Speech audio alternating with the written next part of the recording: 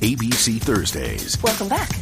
Grey's Anatomy is all new. Why didn't you tell me you were pregnant? The drama going down. Bungee jumping from a bridge, his cord snapped. We need all hands on deck. Is unbelievable.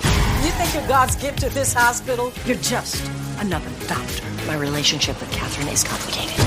I'm gonna sue you. Your lawyers know where to find me. You're unbelievable. Grey's Anatomy. All new Thursdays, 10/9 Central on ABC and stream on Hulu. American Giant makes great clothing. T-shirts, jeans, and more right here in the U.S., creating jobs in towns and cities across the country. Support America's workers and get 20% off your first order at american-giant.com with code STAPLE20.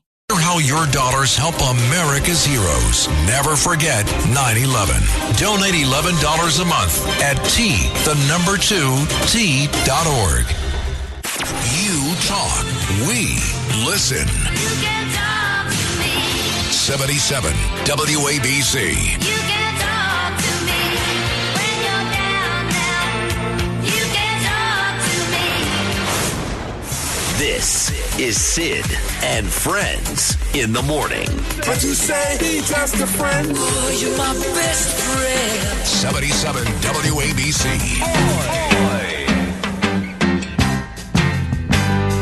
Well, I was feeling so bad.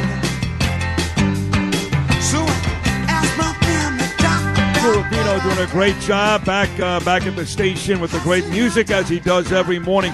So, last night you had the Giant football game, and the Giants ended up pushing. They were 5-point underdogs. The Cowboys missed a field goal with about 30 seconds left. The game ended on 5. Nobody won. But there was a college football game last night that was an easy win. That was Army. Army is now 4-0, and they blew the doors off of Temple last night, so they get the easy win. They're 4-0. But tonight, there are 2 more college football games. Saturday's the big day.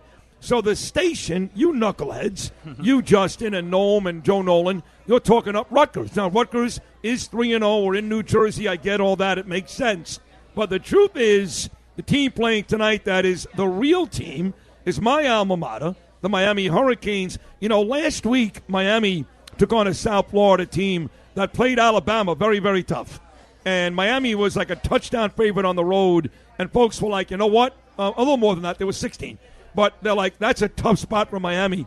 They won 50-15. They're 4-0. They're number 7 in the country. They've got Vatech tonight. And decades after I went to that school, now Joseph Tacopina, he's got loyalty to the Miami Hurricanes as well. Here he is, my dear friend of 48 years, famed defense attorney and Donald Trump attorney, my buddy Joe Tacopina. Good morning, Joseph. Hey, man, the Canes are back. And the Canes are back, and when the Canes are back, college football is a better place to be. So, you are such an idiot.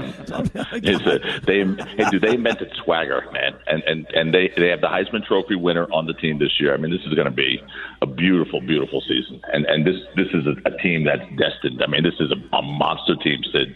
I watch every game. I've been to 3 of the 4. I'm telling you, this is a different team. So you just don't learn. No. You're going to learn. This time you're going to Listen, here's what's going to make you happy. Because I always try to stop you from embarrassing yourself. You do it with the Rangers. You did it last year with the Canes. But I'm going to make you happy now. Yeah. I agree with you. I think this is a really, really good football team. Really good. But I've been fooled by Coral Gables for 20-plus years. So I won't go there until I see them beat a really good team. South Florida, not a really good team. Even tonight, Vatech, not a really good team. But this is a really powerful roster, and they are going to be very, very tough. Yeah, you're right. And look, Vatech is only lost 2 games by 3 points each, and they are a good team. Don't get yourself wrong. They're a good team. They're not a great team. South Florida took Alabama to the 4th quarter, and they were winning. Yes, they did. So South Florida is a good team. Alabama's one of the best teams in the country. Yep. This Miami team is on a mission, and they don't play around. I mean, they don't take the pedal off the throttle until it's over. So we'll see, Sid. You're right. It's early, but I've been to many practices. I addressed the team at Coach Cristobal's request down there, and I got to tell you, it's a different group of guys. This is a fierce group. So, and no one's celebrating. No one is celebrating anything. They look at it, okay, 1 down, let's go on to the next. So it's going to be, it's a different year, and they are so deep at every position. It's fun to watch. It really is. Joe Anyway, Nolan reminding me more that important thing. Joe Nolan reminded me that in last year's Pinstripe Bowl played at Yankee Stadium in the Bronx, Rutgers beat Miami. Ironically, the two teams we're talking about. Yeah. But we didn't have a quarterback then, right? No, I know. No, listen. Tyler Van Dyke had left. We had no quarterback playing there. This is a much completely much better team. I agree. Let's get to the important stuff. Eric Adams. Well, one other important thing. Yes. I just want to say one other thing. Aside from you and I being best friends for 46, 7, 8 years, whatever it is, which we are, another one of my best friends is sitting right in your studio looking at you, John D'Agostino, who was one of your sponsors there. So John and I grew up together, but he was my catcher in college when I was a pitcher. So he's obviously a great friend of mine, and he's one of your sponsors there. He's in studio today. No, he's not in studio because, believe it or not, I've taken the show on the road today. I'm coming to you live, Joe, this morning from my buddy Frankie Brusco's restaurant in Holmdel, New Jersey, over Easy Kitchen. And John is sitting here. Okay. Yes, John is sitting here with Jimmy and Lisa and all these people. John's a great guy, supports my show, supports this station. So we do love John. He was a horrific catcher. I mean, he always served when I wanted a fastball. He was horrific. But as a guy, he's a great guy and a great lawyer.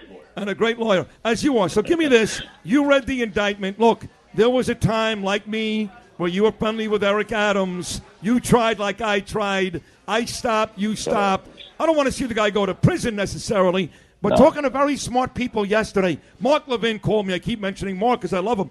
But he called me last night. He said, Sid, I don't see a lot of teeth to this indictment. You're the big-time attorney. What do you see? Well, I'm glad Mark said that because, if you read all the articles from the New York Post or the New York Times to anywhere else, it looks like a fait accompli. But it always looks like a fait accompli when the United States Attorney does a press conference and an indictment, a 57-page indictment handed down with 5 counts. We have to. I'm here to remind everyone of one thing. I'm here to stand for the fact that there is still a presumption of innocence in this country that should be alive and well. And indictments are one-sided and highly slanted interpretation of the facts by prosecutors who are looking to get a conviction.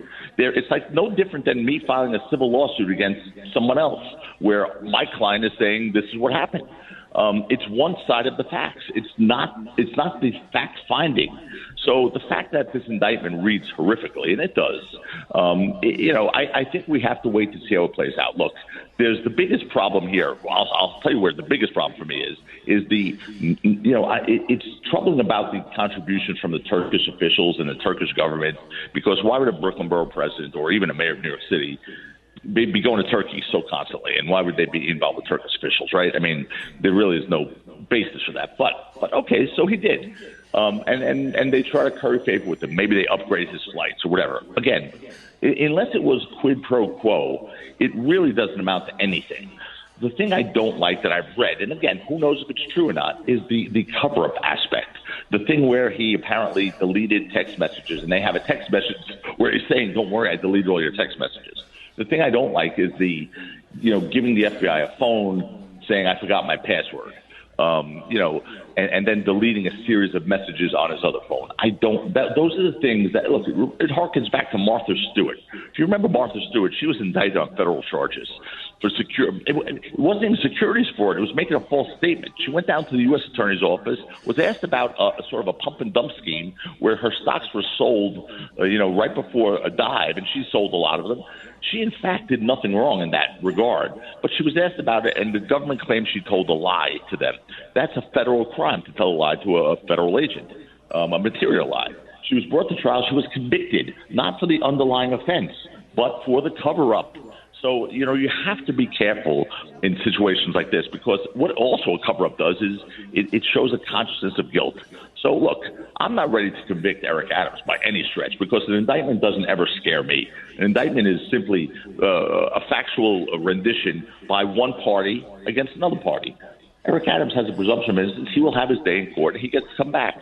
Let's see what the straw donors are. Let's see who the straw donors are. Of course, straw donors are a big problem if they're real, because those are people who are not real donors, who are given money to make a donation by others who can't legally donate, and are given money to make donations, and those donations are made illegally, and oftentimes they're matched by the city. And what's being said here is that these matching funds go up to, $100 million. Or $10 million.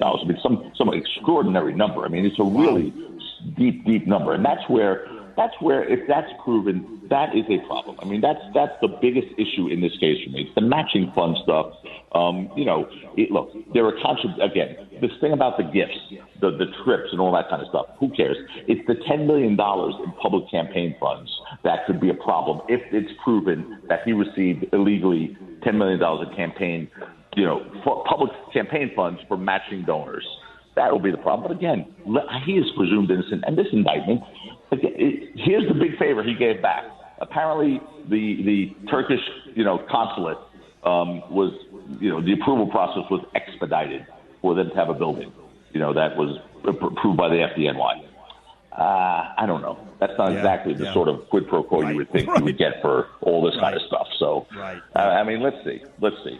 But, we knew this was coming, Sid. Yeah, he's not surprised. We're not surprised. So I got a couple of minutes. I do want to pivot and shift. This is my dear friend of 48 years, the great famed defense attorney, Joe Tacopina. I thought last week when you came on to talk about P. Diddy, I thought you were great. Look, I don't really like him. I think he's a scumbag, to be honest, but that doesn't mean he should be in prison or in jail. And then Alan Dershowitz came on and he said, I agree with Joe Tacopina. He should not still be in jail, but he is. And it seems like there's more and more stuff coming out, not exactly good for P. Diddy. So while you believe that Eric Adams deserves his day in court, I know you believe the same about P. Diddy. Why is P. Diddy still in jail? Because his name is P. Diddy. Because if his name was P. Smith, he would not be in jail. So trust me on that. He would not be in jail. A bail should be given to someone like this, and especially the bail that was proposed by the defense, which is he'll put a monitoring bracelet on his ankle. He will stay in his house. And those things are real. You can't evade a monitoring bracelet. He will stay in his house, and he will pay at his own expense the cost of having security outside his home to make sure he doesn't leave that property. There's 0, not 1%, but 0% risk that he's going to flee or be a danger to anyone else in that scenario. He should be out on bail. Presumption of innocence is still there with him. But because of the salaciousness of the allegations, because of the name, it's just unfortunate. We just don't treat those people the same as we do an anonymous person. He should not be in jail. Again, this wouldn't even be a federal case if it weren't P. Diddy, because it's a case about sex parties. And encouraging, making people participate in sex parties by paying their rent or by paying for their bills and their cars and things of that nature. I've yet to hear one person say he put a gun to my head to let me engage in one of these freak-offs. I've yet to hear one person. And the government, in their bail arguments, didn't argue that. So I just, they keep playing that video of him having to fight with his ex-girlfriend, Cassie, whatever her name is. But again, that's a one-off sort of, non-connected to any freak-off or these sex parties. That's an ugly, ugly video, and that's why they'll keep playing that forever. But I would argue that doesn't even belong in this case. No, you know what that's like, Joe, you know what that's like? That's like when they kept playing the Billy Bush grab him by the pussy video with Donald Trump. You got it. You got it. They played that in a trial that had nothing to do with that, literally 13 times. And we still beat the rape case, but they played that 13 times because they understand the reaction that solicits. And the same thing's going to happen with that P. Diddy tape. It's a video of him looking like an absolute beast. You don't, first of all, there's zero explanation for hitting a woman. I'm sorry. I'm old school, I guess, when it comes to that. I'm not an equal rights guy when it comes to that. There's zero explanation or excuse to hit a woman. He did. And obviously, I don't think he just looked at her and started wailing on her. Obviously, she did something first, right? She hit him with a phone first or did something to him, whatever. It doesn't matter. That's an ugly, ugly video. And they'll use that. But again, how does that tie into sex trafficking? How does that tie into the freak-offs? How does that tie into any of the allegations in the indictment? The answer is it does not. Yeah. Joseph, great job both on Eric Adams and P. Diddy. That's why you're on this show every week, man. You're the best attorney. The best friend a guy can have. Have yourself a great weekend. Let's go Canes tonight, and we'll do this again next week. It may be the last time because I'm going to Israel next Saturday, and the way things are going, maybe one more, that's it. Get out of here. All right. I love you, pal. All right. Love you Have too, a great brother. weekend. All right. There he is, a great famed defense attorney, friend of mine, and John D'Agostino. 48 years, Joseph Tacopina. We're going to take a short break. When we get back, you love this lady, Judge Janine Pirro. She can open a can of whoop ass on Eric Adams. Pirro's coming up next. Come on, baby.